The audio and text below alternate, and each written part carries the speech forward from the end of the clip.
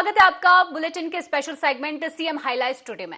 मैं हूं आपके साथ शिवा। देखिए हमारे साथ कि कैसे मुख्यमंत्री डॉक्टर मोहन यादव की पहलें मध्य प्रदेश को बदल रही हैं। Mohan moves, MP improves.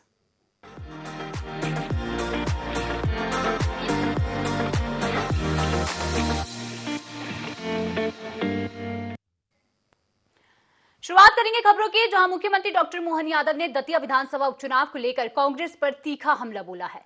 उन्होंने कहा कि कांग्रेस का देश भर में लगातार राजनीतिक आधार कमजोर होता जा रहा है और वह विकास के बजाय समाज को बांटने की राजनीति कर रही है।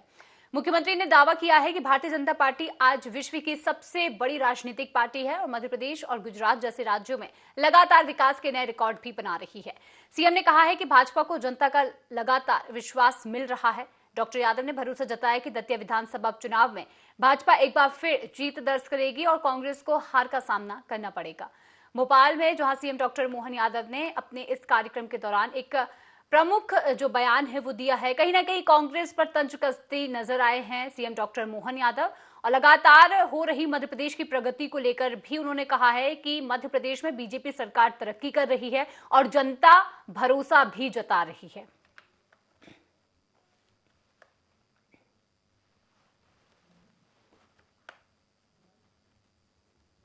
कम मौजूद नहीं रही। देश में कांग्रेस हर जगह मौजूद और हर जगह झाड़ू लगती रही। कांग्रेस के साथ कांग्रेस का वर्तमान का नेतृत्व की अकर्मण्यता और जनता के साथ विकास के मामले में कांग्रेस की जो देश को पीछे धकेलने वाली नीति, इसके विरोध में धीरे धीरे करके देश में 80% से ज्यादा भूभाग पर अब कांग्रेस का सफाया हुआ है।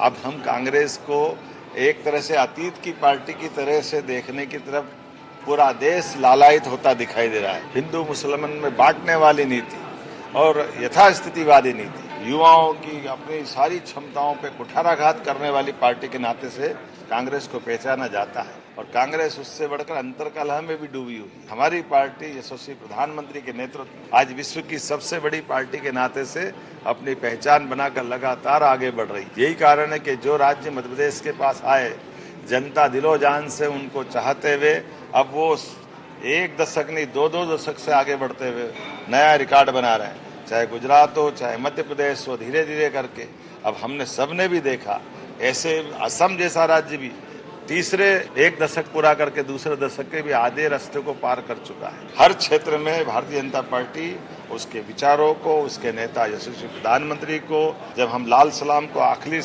सलाम करके सुशासन की उत्कृष्ट मिसाल हासिल करते हैं तो जनता क्यों स्वागत नहीं करेगी। पीताम्बरा की पीठ से दतिया के चुनाव से मध्य प्रदेश फिर और तेज गति से आगे बढ़ेगा और हमेशा की तरह कांग्रेस फिर पराजय का मुख देखे।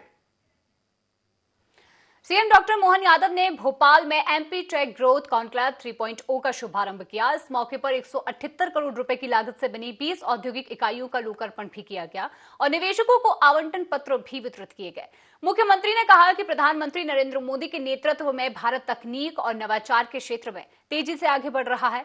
उन्होंने बताया कि पिछले 2 सालों में मध्य प्रदेश को स्पेन, कनाडा, यूके और जापान सहित कई देशों की कंपनियों से करीब 28,000 करोड़ रुपए का निवेश मिला है। राज्य सरकार सेमीकंडक्टर, डेटा सेंटर और अन्य कई तकनीकों के क्षेत्र में निवेश को बढ़ावा देने के लिए लगातार काम कर रही है। वहीं सीएम डॉक्टर मोहन यादव ने यह ऐलान किया है कि भोपाल में आधुनिक आईटी पार्क विकसित किया जाएगा और टेक्नोलॉजी सेक्टर के लिए मजबूत इंफ्रास्ट्रक्चर भी तैयार किया जाएगा ताकि प्रदेश देश के प्रमुख टेक्नोलॉजी और निवेश केंद्र के रूप में स्थापित हो सके। ये हमारे लिए सौभाग्य की बात है।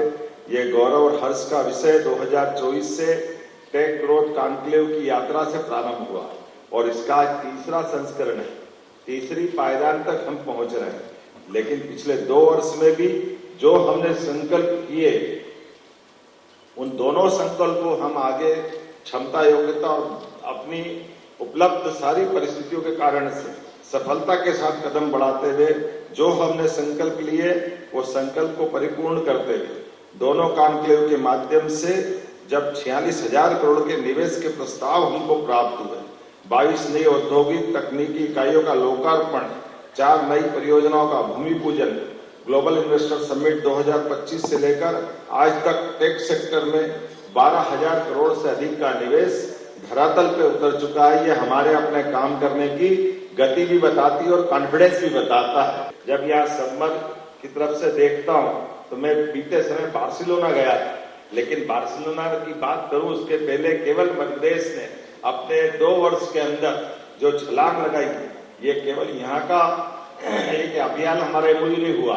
अब मध्य प्रदेश में Spain, Canada, America, UK, Japan, दक्षिण कोरिया ऐसी बड़ी बड़ी कंपनियों ने एफडीआई के माध्यम से 28,200 करोड़ से ज्यादा का निवेश हमारे प्रदेश के अंदर कर लिया है। ये हमारे लिए सौभाग्य की बात है। 1 गीगावाट के एआई रेडी डेटा सेंटर क्षमता हेतु हमने एमओयू किया। मुझे तो उस समय थोड़ा सा कॉन्फिडेंस तो था, लेकिन ऐसा लग रहा थोड़ा ज्यादा तो नहीं हो रहा। लेकिन 1 साल से भी कम समय में आप भोपाल आ गए और हमारे उस धरातल पर उतरने वाले इस नए संकल्प पे आप शामिल हुए। आइए, प्रदेश सरकार की ओर से हम आपका स्वागत करते, अभिनंदन करते। हमारी सरकार विकास के मामले में खासकर भविष्य की इन सभी एआई, सेमीकंडक्टर, डेटा हर क्षेत्र के लिए कई सेक्टर में जो अभी तक सोचा नहीं था, मध्य प्रदेश प्रत्येक क्षेत्र में आगे बढ़ रहा है। Indore IT park super corridor, Indore के सुपर कॉरिडोर में 3 लाख वर्ग फुट क्षेत्रफल वाला अत्याधुनिक आईटी पार्क का भी डेवलपमेंट किया जाएगा। मैं बधाई देना चाहता हूं। जो जीसीसीएस आईटी डिजिटल सेवा कंपनियों को विश्व स्तरीय प्लग एंड प्ले की अवसंरचना उपलब्ध कराएगा। सेमीकंडक्टर सेंटर ऑफ एक्सीलेंस प्रदेश में सेमीकंडक्टर के खासकर इस क्षेत्र में काम करने के लिए कौशल विकास, अनुसंधान, उद्योग सहयोग एवं क्षमताओं को प्रोत्साहित करेगा। ये सेमीकंडक्टर सेंटर ऑफ एक्सीलेंस की भी मैं घोषणा कर रहा हूँ। भोपाल आईटी पार्क, यहाँ 4 लाख वर्ग स्क्वायर फीट का बड़ा एक हमारा अपना आईटी पार्क बनाया जाएगा। यहाँ विश्व स्तरीय सभी डिजिटल सेवा कंपनियों को प्लग एंड प्ले के लिए जगह उपलब्ध कराई जाएगी। टेक ग्रोथ 3 कॉन्क्लेव के आज तीसरे शुभारंभ के अवसर पर मुझे इस बात की प्रसन्नता कि इस कॉन्क्लेव में 51 प्रकार की अलग अलग गतिविधियां संपन्न होगी। इन गतिविधियों के माध्यम से लगभग 40,000 करोड़ के आसपास का निवेश और लगभग 35,000 रोजगार के अवसरों का एक मौका रहेगा। यह आयोजन मध्य प्रदेश को जीसीसी सेमीकंडक्टर एवं डेटा सेंटर हब के रूप में स्थापित करने की दिशा में एक मील का पत्थर साबित होगा। नई औद्योगिक और तकनीकी इकाइयों 20 से अधिक तकनीकी आईटी, ईएसडीएम इकाइयों का आज उद्घाटन किया गया, जिन परियोजना के माध्यम से लगभग 180 करोड़ के आसपास का निवेश और लगभग 1250 से ज़्यादा रोजगार के अवसर मिलेंगे। ये इकाइयाँ इंदौर, भोपाल, जबलपुर में स्थापित होकर इलेक्ट्रॉनिक्स, आईटी और उन्नत विनिर्माण क्षेत्रों को गति देगी। आज 8 कंपनियों को आईटी पार्क भोपाल और आईटी पार्क सिंहासा इंदौर में भूमि आवंटन हेतु एलओए भी जारी किए गए। इन परियोजनाओं से लगभग 205 करोड़ के नए निवेश के फिर 1242 नए रोजगार के अवसर प्राप्त होंगे। इससे आईटी, आईटीईएस, ईएसडीएम एवं डिजिटल उद्योगों का विस्तार होगा। इंदौर में सुपर कॉरिडोर में नया IT park, semiconductor centre of excellence, Bhopal का आईटी पार्क में नया IT tower, AVGS XR centre of excellence, Manthan hub artificial intelligence centre of excellence, Bhopal के कोलार में नया प्लग एंड प्ले जो हमारे नए भविष्य के उद्यमी लोगों को जगह उपलब्ध कराएगा। और इसी सब के लिए जो हमारी पॉलिसियां तो है ही, हम पॉलिसियों से बढ़कर के निवेशकों के लिए सीसीआईपी में बैठ कर के उनको भविष्य में आगे बढ़ने के लिए सभी प्रकार की अनुकूलता उपलब्ध कराते हैं। आज हमने कई महत्वपूर्ण एमओयू भी किए हैं, जिसमें गूगल प्ले के साथ आर्टिफिशियल इंटेलिजेंसी और खास करके डिजिटल क्षमता के साथ एक जो हमने एमओयू किया, इसका लाभ मिलेगा। इन साझेदारियों से उभरती हुई प्रौद्योगिकियाँ, डिजिटल नवाचार, कौशल विकास, मध्य प्रदेश तकनीक, नवाचार और निवेश का नया केंद्र बन रहा है।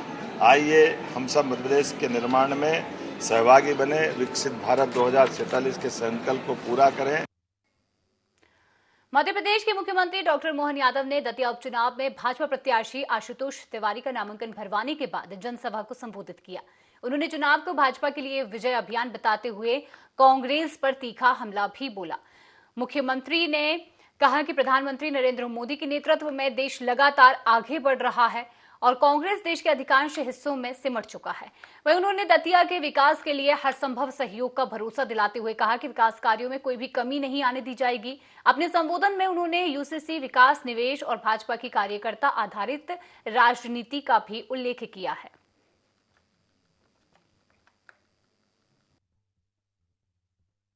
विजय अभियान सच में हमारी पार्टी के लिए ये चुनाव, नरोत्तम जी ने सही कहा कि ये चुनाव हमारा राजा और रंक का चुनाव, ये बात सही है। कांग्रेस और कांग्रेस की मानसिकता सदैव जमीन पर टिकने वाली होती नहीं। उनकी जमीन उनको मालूम नहीं, लेकिन सारा आसमान खरीदने की बात करते। पूरे देश में आज यशस्वी प्रधानमंत्री के नेतृत्व में जोरदार ताली बजाए माननीय नरेंद्र मोदी जी के लिए। पूरे देश से धीरे धीरे करके आगे कांग्रेस 80% से ज्यादा हिस्से से कांग्रेस लापता हो गई। अब तो कई राज्यों में, हमारे राज्य में 20 साल से, गुजरात में 25 साल से, असम में 15 साल से, अब तो जहां भाजपा जीतती है, भाजपा के अलावा कांग्रेस का अता पता नहीं लगता। आप अंदाज लगा लो इस बात का। सरकार के रहते रहते कांग्रेस 1956 में मध्य प्रदेश में पहली बार सरकार में आती है, लेकिन सरकार में आने के बाद 2002-03 तक प्रति व्यक्ति आय केवल 11,000 रुपया महीना, 11,000 रुपये रहती है, 11,000 रुपये साल, महीना भी नहीं, केवल 11,000 रुपये। ये कांग्रेस के काम करने का तरीका है। कोई कांग्रेसी आपके दरवाजा आए तो बताना, इसको ऐसे समझ लो ये महाराजा, इनके परिवार के लोग दतिया में राज कर रहे थे, लेकिन दतिया गांव के रूप में था कि नहीं था? क्या हाल थे दतिया के अंदर? लेकिन 2008 में भारतीय जनता पार्टी के माध्यम से जो कमल खिला, तो सच में आज दतिया कहां से कहां पहुंचा। जोरदार अभिनंदन नरोत्तम मिश्रा जी और भारतीय जनता पार्टी के लिए। आज मैं इस बाईपास से निकल के आ रहा, हर एक स्थान पर खड़ी हुई अलग अलग इमारतें सब सीख के कह रही, medical college, fisheries college, police colony, नया कलेक्ट्रेट भवन, एक के बाद एक लंबी लिस्ट है। ये सारी सौगातें अगर मिली है तो भारतीय जनता पार्टी के बलबूते पे मिली है। और अब वक्त है ब्रेक का, जल्द लौटेंगे ब्रेक के बाद।